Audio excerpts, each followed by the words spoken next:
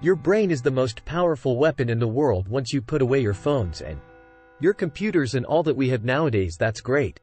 We're up to date, but your brain is the only thing you have when you're going through depression, when you're going through hard times, you're going through death, real life. You can't Google that, man. You're alone. You're alone. You may have a shrink you may have a best friend you going to, but there's 24 hours in the day where you're alone in this brain, and your brain is talking to you in all kind of ways, and it wants to control you and pull you in these different pockets. If you can't control your own brain and your brain controls you, you got to tell your brain where you want to go and how you want to go and how you want to get there. You got to control it. If not, it's over. But existed for me was, okay man, how am I gonna make this work? And all I knew back then was hard work. The only way anything gets accomplished. That's all I heard back in those days. You gotta work hard.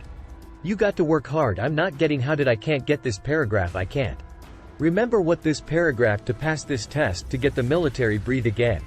I'm still not getting it. Read again, but it's not getting it. Write it out. And now I started learning, okay, well, I gotta write out everything I do and then write it out again and write it out again. And guess what happened? I got it. I can't swim. I'm negative, buoyant. Go back again. I can't swim. Go back again. Go back again. Go back again. I got it. I realize if I keep going back and going back and going back until this just becomes your mind was safe. Okay, we're gonna figure it out because he is not going to stop. It's like I'm gonna try one more time. No, I'm gonna. It's just like long clock goes off. Boop, we're going back.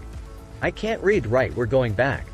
I gave myself no way out, and my mind realized that they said, okay, we're gonna adapt and overcome now. Like a lot of people say, trying hard, that your mind knows, man, it knows. This guy's bull, guy's lying. There's no truth behind it. When I was a Navy SEAL training people, oh, how are you there for 18 months? The program is always 6 months long. You were in 3 hell weeks in 1 year. No one's ever done that. How did you do that? I talked about the new norm when I lived in the $7 a month place, and I was growing up for a short period of time. I loved it. I don't know any different. That was my norm. Once we moved down that place, we moved to $236 month place. I was like, I never want to go back to that little pieces. But if you go back to that $7 month place and you realize this is where I live, that's all I got. Your mind says, Roger, that this is home. So when I was going to Navy SEAL training for 18 months and going back through all the hard parts over and over again, I told myself after the first time I knew this could be a long journey there, my body was breaking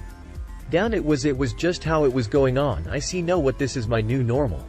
So my mind said, is that going to work? Like you go to work, you put your suit on, I'm going to suffering every day, suffering, being broken, duct taping my feet up, stress fracture, shin splints, being broken. This is my new norm. And your mind says, if we're not broken, just say normal. We got to be broken. So then your mind starts to get tougher and tougher and more cast people. How did you run on broken feet, broken shins? My mind knew this is how we operate. We're a Navy SEAL training. This is what we are. Health. And that became my new norm. I gave myself no way out. There was nothing outside these walls of hell, nothing. I love God, but for a short period of time I became the devil, because that was hell. I became the boss, the owner, the CEO of Navy SEAL training. That was my mindset, and that's how you get through things. You put yourself, you immerse yourself wherever it is. You become that. You become that and give yourself nowhere. Yeah, when I was tours in 97 pounds and I was fat as hell trying to be a Navy SEAL, the scariest thing in the world to me, even to this day, was that could have been the rest of my life. I thought then I was trying hard. That's the scariest thing in the world. I thought then, 2 or 97 pound working for Ecolab, spraying for cockroaches, making $1,000 a month. I thought that was me at my 100% potential. Come to find out a few years later, I wasn't even near that. 106 pounds less, graduating Navy SEAL training. We don't do all these other things. Looking back on that was me trying hard. That's why people got understand what is in us. We have no idea until we start trying hard, and I mean really trying hard, where you're obsessed with, hey, this is my new norm. My new norm is that, wow, this isn't always fun. It's not always meant to be fun, and that's when you know you're trying hard. People hear my story and think this guy's sadistic. I realize how the brain works. I figured out how the brain works. I'm a scared kid, and that's what gives me so much power. I had no foundation, and I built this off of just researching the mind. The feeling you get is basically invincibility. You Realize that you can't do it all the time. When you need to do it, I know I can.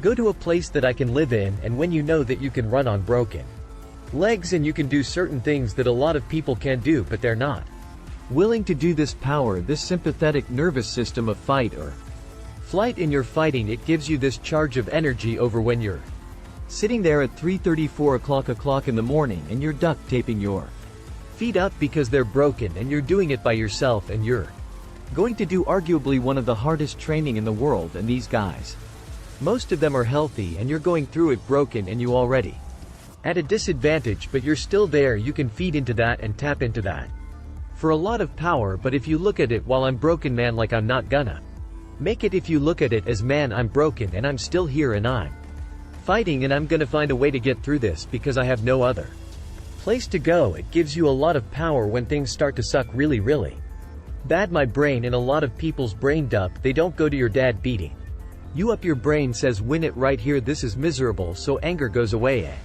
A lot of times when you're suffering, because your brain that says we gotta run, we got to go, so that anger is not popping up saying, oh, I'm gonna show them. I want to show those people. No, there has to be a much deeper. If I say deeper, it has to be down to mineral soil. It has to be down to that nice mineral soil where nothing can burn. You can't burn dirt, so it has to be down that low, that literally is submenu. That's at the core, your soul.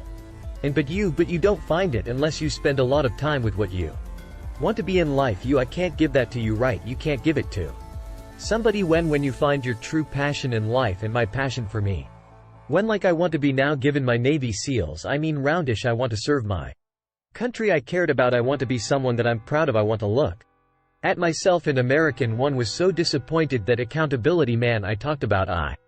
Thanks for watching.